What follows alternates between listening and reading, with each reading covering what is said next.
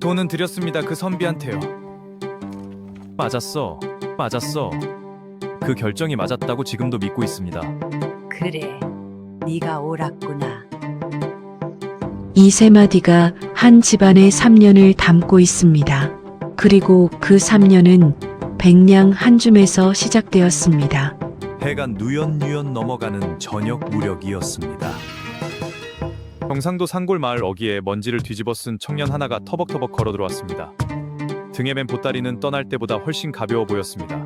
이한결, 24이었습니다. 이목구비가 뚜렷하고 눈빛이 맑은 청년이었습니다.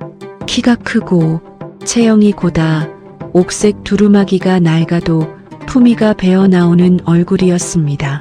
은 빠져나온 듯합니다. 야담인생 가족분들이 주신 사랑으로 구독자 200명이 넘었습니다. 진심으로 감사드립니다. 구독, 좋아요 누르셨죠? 오늘도 다른 이야기를 가지고 왔습니다. 끝까지 함께하여 주시길 부탁드립니다. 그럼 이야기 시작하겠습니다. 박 씨는 마당에서 콩을 고르다 아들의 발소리를 들었습니다. 손이 멈추기도 전에 고개가 먼저 돌아갔고 반가움이 채 얼굴에 퍼지기도 전에 시선이 아들의 허리춤으로 내려갔습니다. 납작했습니다. 박 씨는 단번에 알았습니다. 그녀는 젊은 시절 마을에서 손꼽히는 고운 얼굴이었습니다. 세월과 고생이 얼굴에 새겨졌지만 눈매만은 여전히 맑고 부드러웠습니다. 그 맑은 눈이 아들의 얼굴을 읽었습니다. 후회하는 얼굴이 아니었습니다.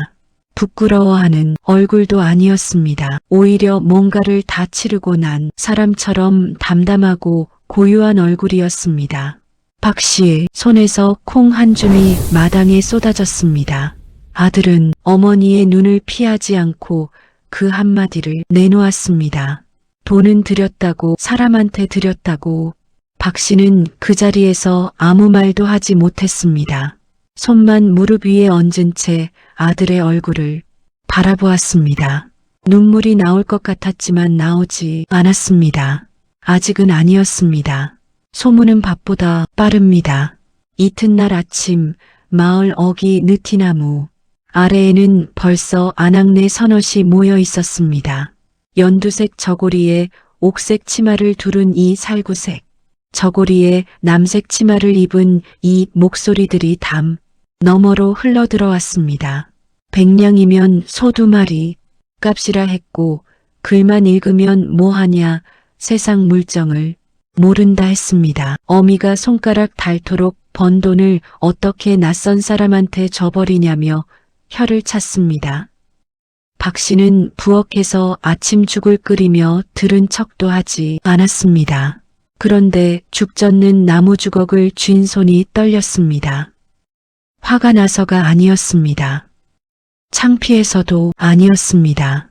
왜 손이 떨리는지 박 씨 자신도 아직은 알 수 없었습니다. 한결은 방 안에 가만히 앉아 있었습니다. 무릎 위에 두 손을 얹고 창호지 문으로 새어 들어오는 아침 햇살을 바라보았습니다. 후회하는 기색이 없었습니다. 그렇다고 의기양양한 기색도 없었습니다. 뭔가를 오래 생각하고 이미 마음을 정한 사람의 얼굴이었습니다. 어머니가 죽 한 그릇을 들고 들어와 말없이 내려놓고 돌아섰습니다. 방문이 닫히고 난 뒤 마루 끝에 앉은 박 씨의 눈에서 눈물이 한 줄 흘렀습니다. 화가 나서 우는 얼굴이 아니었습니다. 무언가를 알아버린 사람의 얼굴이었습니다.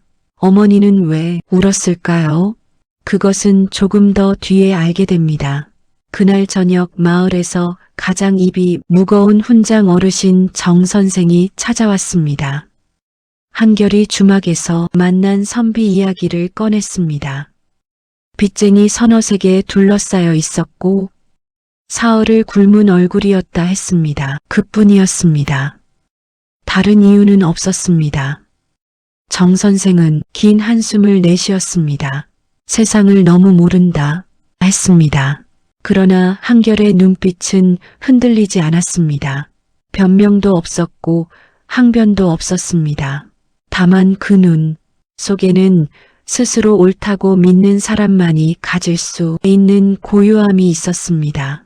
정 선생은 더 말을 잊지 못하고 돌아갔습니다. 마당에 별이 돋아나고 있었습니다. 밤이 깊었습니다. 박 씨는 잠을 이루지 못했습니다. 호롱불을 켜고 반지꼬리를 끌어당겼지만 바늘에 실을 꿰지는 않았습니다. 손 위에 바늘을 올려놓고 그저 바라보았습니다. 20의 청산과부가 되어 이 손 하나로 아들을 키웠습니다. 서당 훈장한테 쌀 2마를 내고 천자문을 가르쳤고 해진 붓대를 이어가며 글씨를 배우게 했습니다. 백냥은 그 모든 날들의 무게였습니다. 아들이 밉지 않았습니다. 원망이 치밀어 올라야 할 자리에 전혀 다른 감정이 차 있었습니다. 그것이 무엇인지 박 씨는 아직 말로 꺼낼 수 없었습니다. 호롱불이 흔들렸습니다. 귀뚜라미가 울었습니다. 날이 밝았습니다. 한결은 새벽부터 일어나 마당을 쓸었습니다. 아무 말 없이 아무 내색 없이 빗자루질을 했습니다. 박 씨가 부엌에서 그 뒷모습을 한참 바라보았습니다.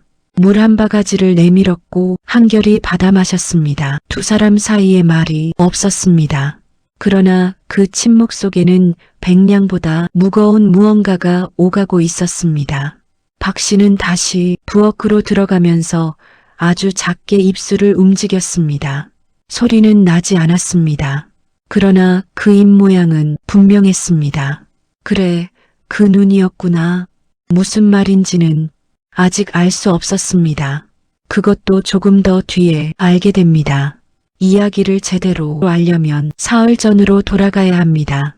한결이 떠나던 날 아침 마을은 봄볕 속에 고요히 빛나고 있었습니다. 경상도 산골 깊숙이 자리한 이 마을은 아는 사람만 아는 곳이었습니다. 마을 한가운데로 맑은 개울이 흘렀는데 물빛이 어찌나 곱던지 하늘이 그대로 담겨 있는 것 같았습니다. 개울과 돌 위에는 아침부터 아낙네들이 나와 빨래를 두드렸습니다. 아낙네들의 제각기 다른 빛깔이 개울과 색채를 아름답게 했습니다. 방망이 지라는 소리가 듣기 좋았습니다.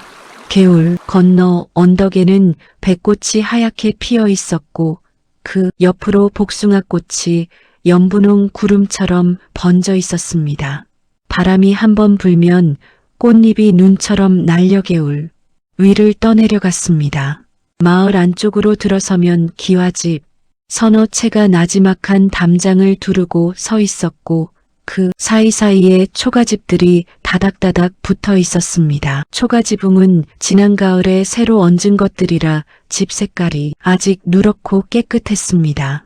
굴뚝에서 아침밥 짓는 연기가 실처럼 피어올랐고 마당에서 닭이 울었습니다. 골목 어귀에는 아이들이 벌써 뛰어나와 놀고 있었습니다. 파란 적삼을 입은 사내아이가 개울가로 달려가면 노란 저고리를 입은 계집아이가 그 뒤를 쫓았습니다. 웃음소리가 골목을 가득 채웠습니다. 멀리서 보면 색색의 작은 점들이 초록 들판 위를 뛰어다니는 것 같았습니다.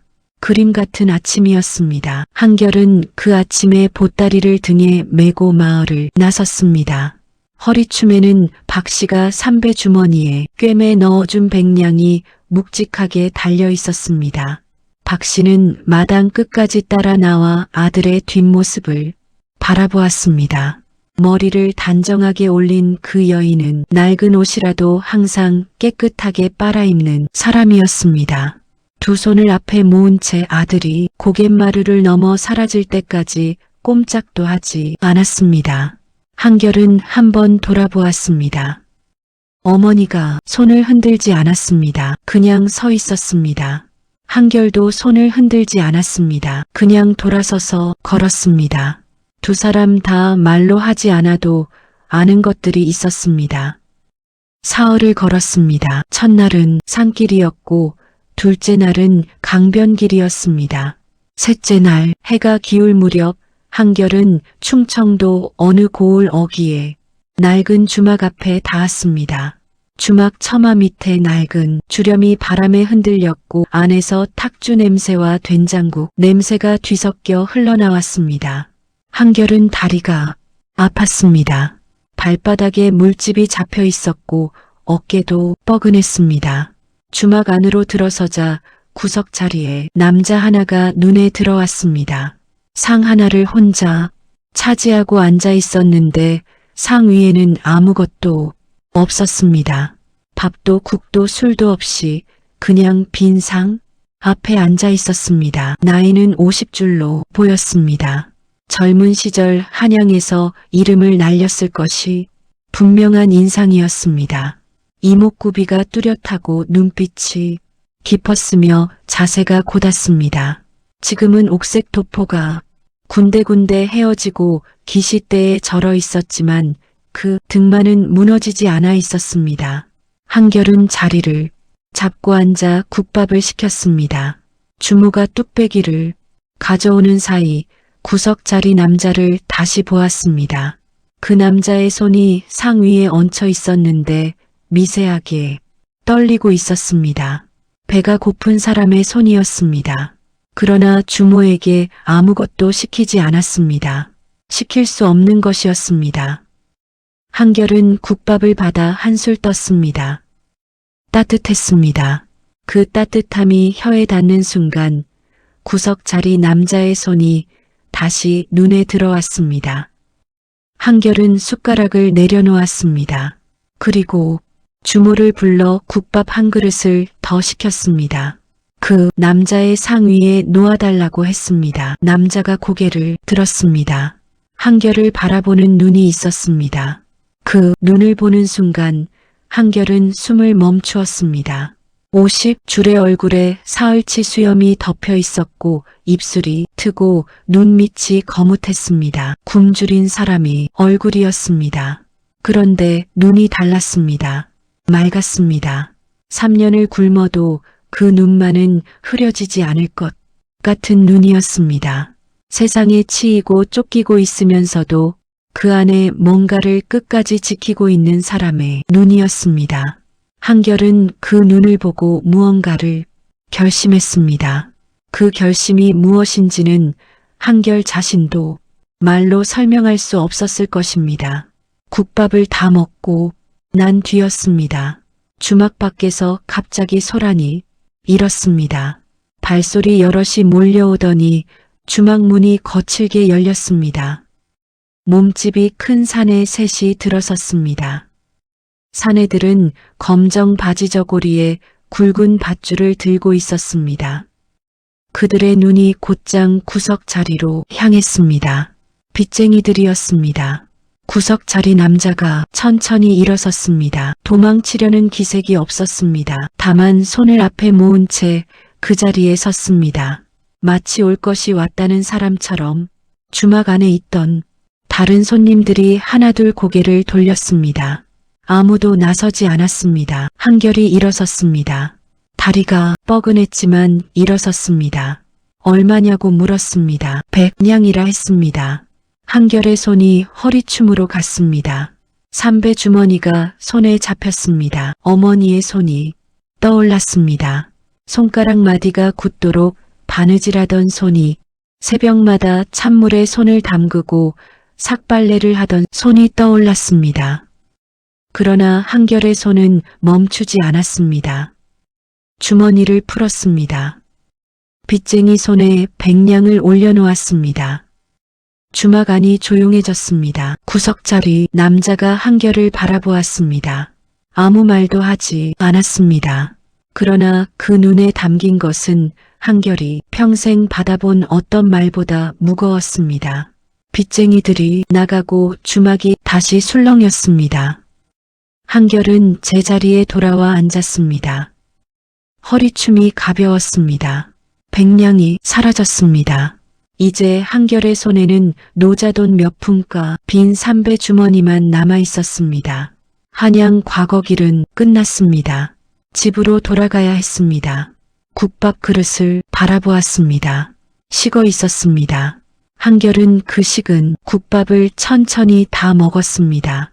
한 방울도 남기지 않았습니다. 그리고 일어섰습니다. 주막 문을 나서는 한결의 뒷모습은 떠날 때보다 오히려 더 고닫습니다. 남자는 사라지고 없었습니다.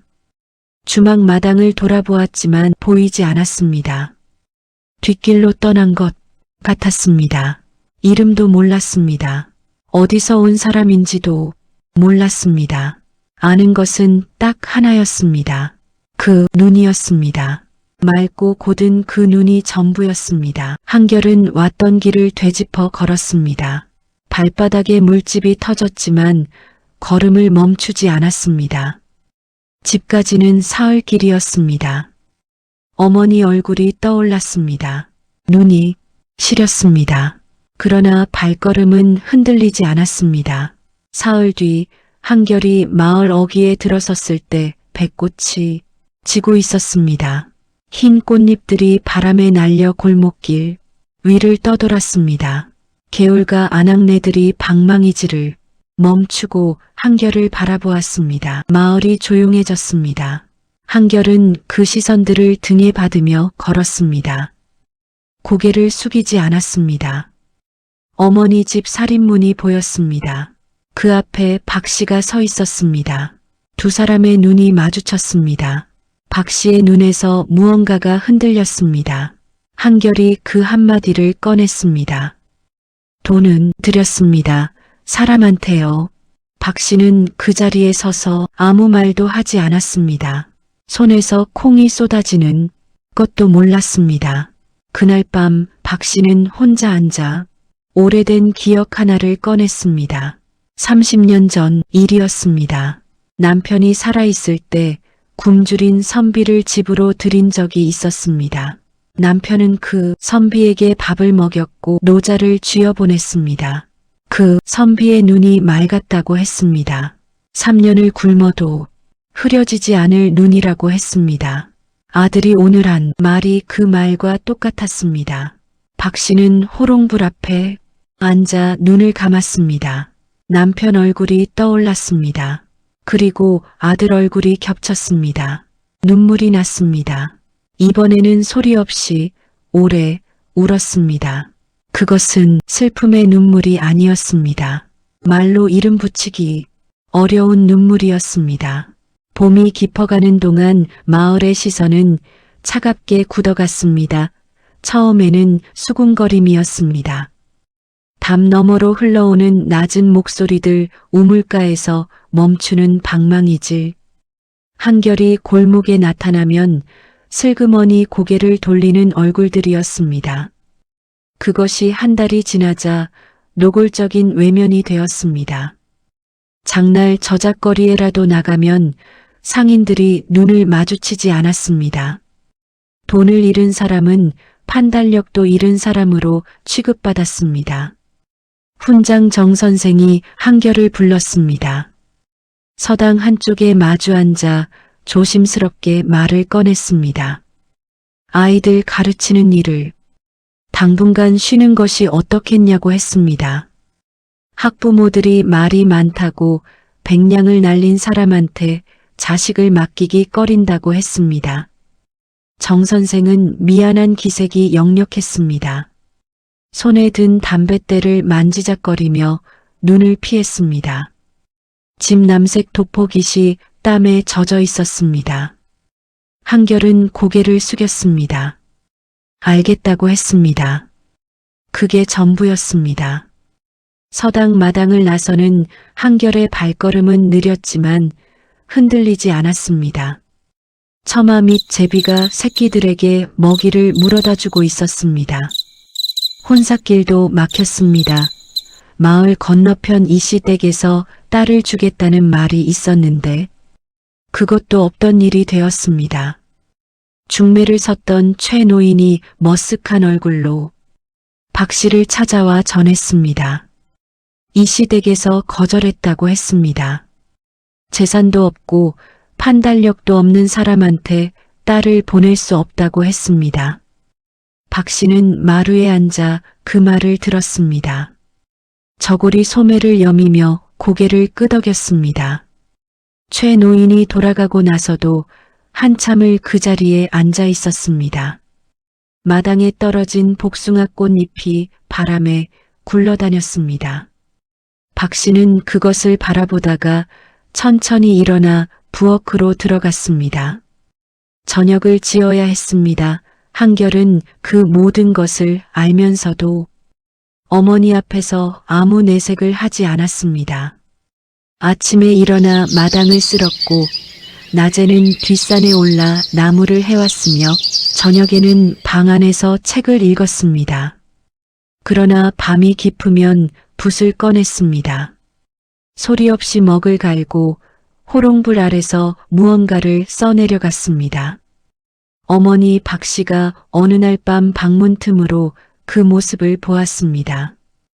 아들이 쓰는 것이 글인지 그림인지 알 수 없었습니다. 다만 붓을 쥔 손이 흔들리지 않았습니다.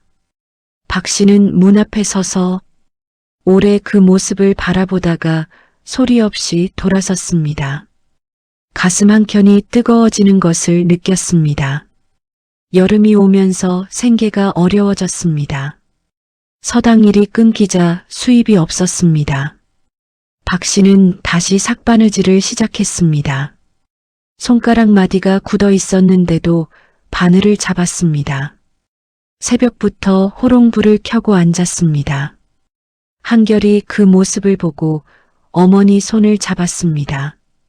그냥 두 손으로 어머니의 손을 감쌌습니다. 박 씨는 손을 빼지 않았습니다. 그 손이 얼마나 거칠어져 있는지 아들도 알았고 어머니도 알았습니다. 호롱불이 둘의 얼굴을 나란히 비추었습니다. 밖에서는 여름 벌레들이 울었습니다. 가을이 되었습니다. 지게를 지고 뒷산을 오르내리며 땔감을 장에 내다 팔았습니다. 글 읽던 선비가 나무꾼이 되었다고 했습니다. 그러나 한결은 개의치 않았습니다. 장터에서 땔감을 내려놓고 받은 엽전 몇 잎을 주머니에 넣으면서도 얼굴이 평온했습니다. 다만 저녁이면 여전히 방 안에서 붓을 잡았습니다. 그것만은 멈추지 않았습니다. 그해 겨울 마을에 눈이 많이 내렸습니다. 지붕마다 눈이 소복이 쌓였고 개울이 얼었습니다. 초가지붕의 새 집 위에 흰 눈이 얹혀 마을이 그림처럼 조용했습니다. 한결은 눈 쌓인 마당을 쓸다가 문득 고개를 들었습니다. 하늘이 맑았습니다. 구름 한 점 없는 겨울 하늘이었습니다. 그 하늘을 한참 바라보다가 다시 빗자루를 들었습니다. 박 씨가 부엌에서 그 모습을 보았습니다. 아들의 등이 넓어져 있었습니다. 떠나던 날보다 돌아오던 날보다 더 넓어진 등이었습니다. 아들을 보던 어머니 박 씨는 그 등을 바라보며 작게 중얼거렸습니다. 내가 옳았다면 하늘이 안다. 소리가 나지 않을 만큼 작은 목소리였지만 그 말은 분명히 존재했습니다. 이듬해 봄이 다시 왔습니다. 개울가에 백꽃이 피었습니다. 아이들이 골목을 뛰어다녔습니다. 분홍 저고리를 입은 계집아이가 복숭아꽃 가지를 꺾어 머리에 꽂고 웃었습니다. 마을은 1년 전과 똑같이 아름다웠습니다. 그러나 한결을 바라보는 시선은 여전히 차가웠습니다. 아무것도 바뀌지 않은 것 같았습니다. 한결은 그날도 나무를 하러 산에 올랐습니다. 지게를 지고 오르는 길에 진달래가 피어 있었습니다. 발걸음을 멈추고 잠시 바라보았습니다. 그리고 다시 걸었습니다. 세 번째 봄이 오던 어느 날 밤이었습니다. 한결은 어머님이 준비해 주신 깨끗하게 손질된 한복을 입고 정갈한 모습으로 여느 때처럼 방 안에서 붓을 쥐고 있었습니다. 호롱불이 흔들렸습니다. 바람이 문풍지를 울렸습니다. 한결은 붓을 내려놓고 눈을 감았습니다. 주막에서 보았던 그 눈이 떠올랐습니다. 맑고 고든 눈이었습니다. 3년이 지났습니다. 그 사람이 지금 어디에 있는지 알 수 없었습니다. 살아있는지도 알 수 없었습니다. 다만 한결은 그 눈을 잊지 않았습니다. 그 눈이 맞았다고 지금도 믿었습니다. 그리고 멀리서 봄빗소리가 들려오기 시작했습니다. 이튿날 아침 빗속에 마을이 잠겨 있었습니다. 개울물이 불어 졸졸 소리가 더 커졌습니다. 박 씨는 부엌에서 아침을 짓고 있었고 한결은 마루에 앉아 빗소리를 듣고 있었습니다. 그때였습니다. 마을 어귀 쪽에서 말굽소리가 들렸습니다. 산골 마을에 말이 들어오는 일은 흔치 않았습니다. 한결이 고개를 들었습니다. 박 씨도 부엌에서 손을 멈추었습니다. 말굽소리가 가까워졌습니다. 그리고 멈추었습니다. 한결의 집 앞에서였습니다. 빗소리만 남았습니다. 한결과 박 씨, 두 사람 모두 숨을 죽였습니다. 문 밖이 조용했습니다. 그 조용함이 오히려 더 무거웠습니다. 살인문이 열렸습니다. 빗속에 말 한 필이 서 있었고 그 위에 관복을 입은 사내가 앉아 있었습니다. 짙은 청색 달령포에 흉배가 달려 있었고 머리에는 사모를 쓰고 있었습니다. 그 뒤로 가마 하나가 보였습니다. 가마를 맨 사내들은 붉은 쾌자를 입고 있었습니다. 마을 골목이 좁아서 가마가 간신히 들어온 모양이었습니다. 관리가 말에서 내렸습니다. 빗속에서도 자세가 흐트러지지 않았습니다. 그가 살인문 안을 들여다보며 이한결이라는 선비가 여기 사느냐고 물었습니다. 한결이 마루에서 일어섰습니다. 마을 사람들이 모여들기 시작했습니다. 빗속에서도 우산도 없이 나왔습니다. 연두색 저고리를 입은 안악이 담 너머로 고개를 내밀었고 살구색 저고리의 안악은 아예 골목 어귀까지 나와 섰습니다. 최 노인은 지팡이를 짚고 천천히 걸어왔습니다. 포목전 주인은 가게 문을 열어놓고 목을 빼어 바라보았습니다. 수군거림이 빗소리와 섞였습니다. 저 집의 관리가 왜 왔냐고 무슨 일이 생긴 것이냐고 했습니다. 그러나 아무도 답을 몰랐습니다. 한결도 몰랐습니다. 다만 가슴이 두근거렸습니다. 두려운 두근거림이 아니었습니다.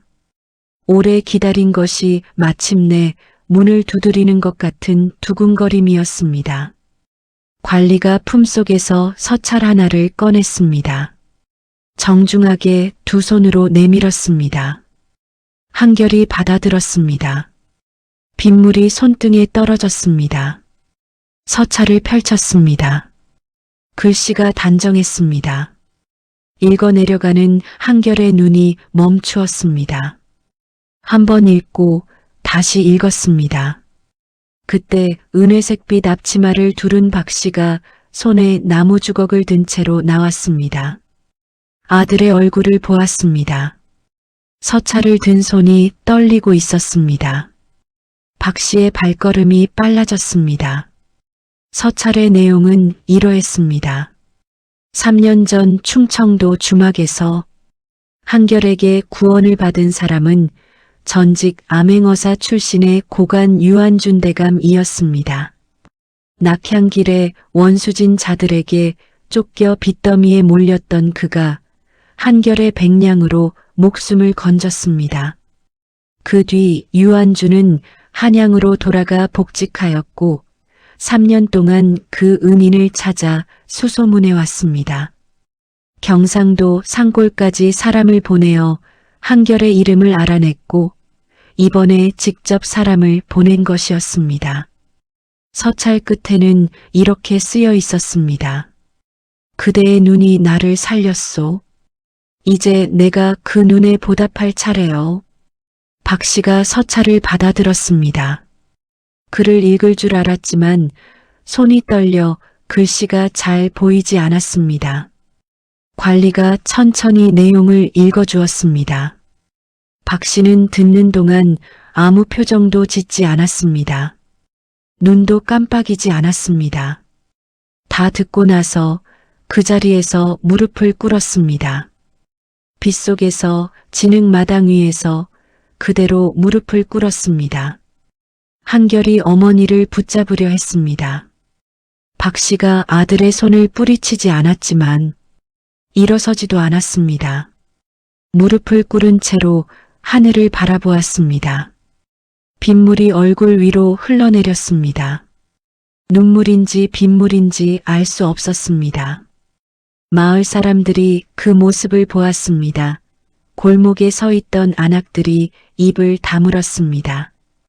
최 노인이 지팡이를 꼭 쥐었습니다. 수군거림이 멎었습니다. 빗소리만 남았습니다. 3년 동안 차갑게 굳어있던 마을의 시선이 그 한 장면 앞에서 조용히 무너졌습니다. 아무도 말하지 않았습니다. 그러나 모두가 알았습니다. 백냥을 날린 바보가 아니었습니다. 처음부터 다른 눈을 가진 사람이었습니다. 관리가 다시 입을 열었습니다. 유한준 대감께서 한결에게 한양으로 올라오기를 청한다고 했습니다. 과거를 다시 준비할 수 있도록 거처와 스승을 마련해 두었다고 했습니다. 한결이 관리의 얼굴을 바라보았습니다. 그리고 가마 쪽을 바라보았습니다. 가마 안은 보이지 않았습니다. 한결이 조심스럽게 대감께서 직접 오셨냐고 물었습니다. 관리가 고개를 끄덕였습니다. 빗속에 가마가 조용히 서 있었습니다. 3년 만에 그 눈의 주인이 다시 가까이 있었습니다. 유한준이 모습을 드러냈습니다. 3년 전 주막에서 보았던 해진 옥색 도포는 사라졌습니다. 지금은 자주색 달령포에 금빛 흉배를 달고 있었습니다. 수염이 정갈하게 다듬어져 있었고 얼굴에 살이 올라 있었습니다. 젊은 시절 한양에서 이름을 날렸을 그 인상이 다시 살아나 있었습니다. 이목구비가 뚜렷하고 눈빛이 깊었습니다. 주막에서 한결을 바라보던 그 눈, 맑고 고든 눈이 그대로였습니다. 유한준이 한결을 바라보았습니다. 한결이 그 눈을 알아보았습니다. 말이 필요 없었습니다. 빗속에서 두 사람이 마주 섰습니다. 천천히 걸어와 한결 앞에 섰습니다. 고간이 산골 선비에게 고개를 숙이는 장면을 마을 사람들이 숨을 죽이고 바라보았습니다. 최 노인의 눈이 붉어졌습니다. 골목 어귀에 서 있던 안악들 중 누군가가 소리 없이 눈물을 닦았습니다. 유한준이 입을 열었습니다. 3년 전 그날 밤 그대가 아니었으면 나는 없었을 것이라고 했습니다. 한결은 고개를 들지 못했습니다. 눈이 뜨거워졌습니다. 3년의 무게가 한꺼번에 쏟아지는 것 같았습니다. 박 씨가 일어섰습니다. 진흙 묻은 무릎을 툭툭 털지도 않고 유한준을 바라보았습니다. 유한준이 박 씨를 향해 다시 고개를 숙였습니다. 이런 아드님을 키우셨으니 어머니께도 인사를 드려야 합니다. 박 씨는 유한준의 얼굴을 바라보았습니다. 오래 천천히 바라보았습니다. 그리고 잘 부탁드린다고 했습니다. 그 말 속에는 3년의 바느질이 들어 있었고 3년의 기다림이 들어 있었으며 3년 동안 한 번도 아들을 원망하지 않았던 그 마음이 전부 들어 있었습니다. 그날 저녁 한결의 집에 불이 환하게 켜졌습니다. 유한준 일행이 마을 기와집 한 채를 빌려 묵었고 한결의 집에는 선물 보따리가 들어왔습니다. 비단 한 필, 쌀 2가마, 그리고 은자 한 박스가 있었습니다. 박 씨는 그것들을 찬찬히 살펴보다가 비단을 한쪽에 접어두었습니다. 그리고 쌀을 가지고 밥을 지었습니다. 반찬은 김치와 된장국뿐이었습니다. 그러나 그날의 밥상이 평생 먹어본 밥상 중에 가장 따뜻했습니다. 두 사람 모두 말이 없었습니다. 밤이 깊었습니다. 한결은 방 안에서 오래된 붓을 꺼냈습니다. 3년 동안 밤마다 쥐었던 붓이었습니다. 먹을 갈고 종이를 펼쳤습니다. 무언가를 쓰기 시작했습니다. 호롱불이 조용히 타올랐습니다. 박 씨는 마루에 앉아 별을 바라보았습니다. 별이 많았습니다. 3년 동안 아들이 마당을 쓸면서 새벽에 보았던 그 별들이었습니다. 박 씨는 하늘을 향해 소리 없이 말했습니다. 그 말이 밤 공기 속으로 스며들었습니다. 개울물 소리가 멀리서 들려왔습니다. 이튿날 아침 마을이 일찍 깨어났습니다. 유한준 일행이 떠나기 전에 보려는 사람들이 골목에 나와 있었습니다. 파란 쾌자를 입은 포목전 주인이 문 앞에 서 있었고 분홍 저고리의 안악이 아이를 안고 나왔습니다. 최 노인은 어제보다 일찍 느티나무 아래에 자리를 잡았습니다. 한결이 보따리를 꾸렸습니다. 작은 보따리였습니다. 책 몇 권과 붓, 그리고 어머니가 직접 지어준 옷 한 벌이 전부였습니다. 박 씨가 보따리를 묶어주는 손이 떨리지 않았습니다. 박 씨가 마을 어귀까지 배웅을 했습니다. 유한준의 가마가 앞서가고 한결이 그 뒤를 따랐습니다. 마을 사람들이 양쪽에 서서 바라보았습니다. 아무도 말을 걸지 않았습니다. 그러나 눈빛이 달라져 있었습니다. 3년 전 그가 돌아왔을 때의 눈빛이 아니었습니다. 한결이 걷다가 한 번 뒤를 돌아보았습니다. 박 씨가 마을 어귀에 서 있었습니다. 두 손을 앞에 모은 채로 서 있었습니다. 3년 전과 똑같은 모습이었습니다. 이번에는 박 씨의 입술이 살짝 올라가 있었습니다. 한결이 고갯마루를 넘어 사라졌습니다. 박 씨는 아들의 모습이 완전히 보이지 않게 될 때까지 그 자리에 서 있었습니다. 그리고 마지막으로 한번 고개를 들어 하늘을 바라보았습니다. 봄볕이 따뜻했습니다. 마을 개울에서 물소리가 들렸고 백꽃이 다시 피어 있었습니다. 박 씨가 돌아서서 집 안으로 들어갔습니다. 부엌에 불을 지펴야 했습니다. 밥을 지어야 했습니다. 오늘도 하루가 시작되고 있었습니다. 다만 어제와는 다른 하루였습니다. 한양은 산골과 달랐습니다. 사람이 많았고 소리가 많았으며 냄새가 많았습니다.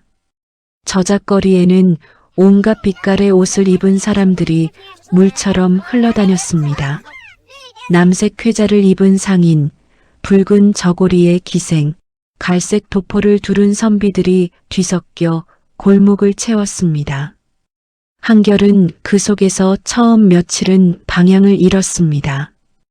유한준이 마련해준 거처는 북촌 어귀의 기와집이었습니다. 작았지만 조용했습니다. 마당 한켠에 우물이 있었고 처마 밑에 제비가 집을 짓고 있었습니다. 한결은 짐을 풀고 방 안에 앉았습니다. 붓을 꺼냈습니다. 먹을 갈았습니다. 이곳에서도 그것만은 달라지지 않았습니다. 유한준이 연결해준 스승은 성균관 출신의 노학자였습니다.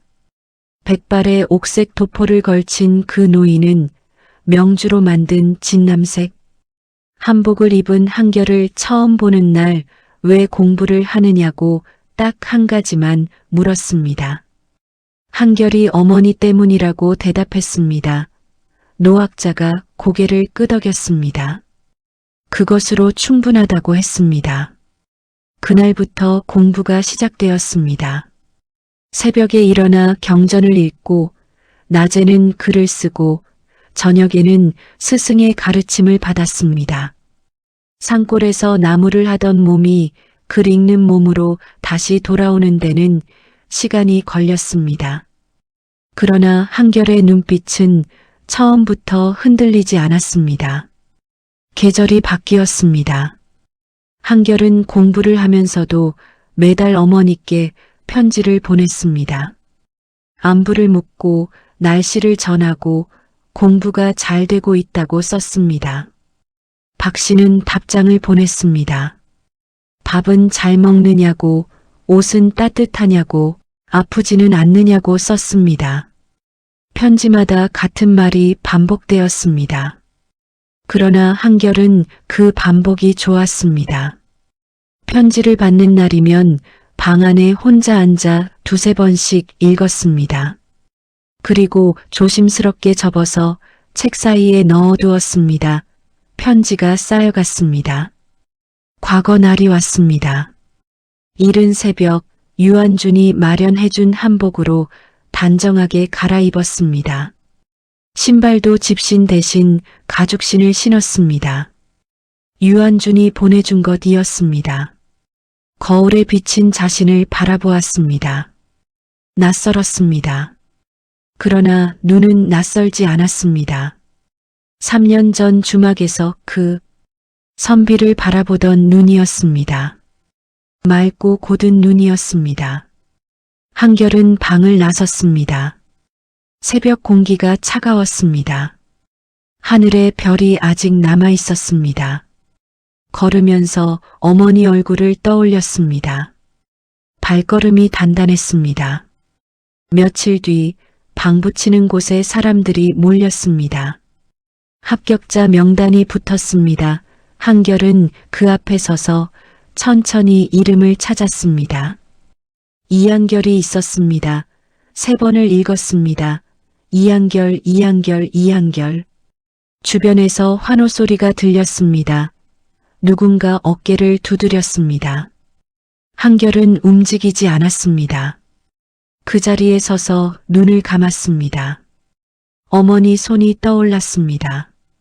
새벽마다 호롱불 아래서 바늘을 쥐던 손, 찬물에 삭발레를 하던 손, 보따리를 묶어주던 손이 떠올랐습니다. 눈물이 났습니다. 소리 없이 났습니다. 유한준에게 소식이 전해졌습니다. 유한준은 한결을 불러 마주 앉았습니다. 한결을 보며 오래 웃었습니다. 3년 전 주막에서 굶주려 있던 그 사람이 지금 이렇게 웃고 있었습니다. 한결도 웃었습니다. 두 사람이 마주보며 웃었습니다. 말이 필요 없었습니다. 3년 전 주막에서 오간 것이 백냥이 아니었음을 두 사람 모두 알고 있었습니다. 그것은 눈빛이었습니다. 사람을 보는 눈이었습니다. 그 눈이 두 사람의 운명을 바꾸어 놓았습니다. 한결이 경상도로 내려갔습니다. 관복을 입고 말을 타고 내려갔습니다. 청색 단령포에 사모를 쓰고 허리에 각대를 두른 모습이었습니다. 고갯마루를 넘자 마을이 보였습니다. 개울이 보였고 백꽃이 보였고 초가지붕들이 보였습니다. 그 풍경이 그대로였습니다. 아무것도 바뀌지 않은 것 같았습니다. 그러나 한결은 알았습니다. 모든 것이 바뀌어 있었습니다. 말이 마을 어귀로 들어섰습니다. 파란 적삼을 입은 사내아이가 제일 먼저 달려왔고 노란 저고리의 계집아이가 그 뒤를 쫓았습니다. 골목이 웃음소리로 가득 찼습니다. 박 씨가 살인문 앞에 서 있었습니다. 누가 알려준 것인지 아니면 그냥 알게 된 것인지 알 수 없었습니다. 머리를 단정하게 올린 그 여인은 언제나처럼 깨끗했습니다. 한결이 말에서 내렸습니다. 두 사람이 마주 보았습니다. 박 씨가 아들의 얼굴을 위아래로 천천히 훑었습니다. 그리고 밥은 먹었냐고 했습니다. 참을 수가 없어 소리내어 웃었습니다. 박 씨가 아들 앞에서 소리내어 웃는 것이 처음이었습니다.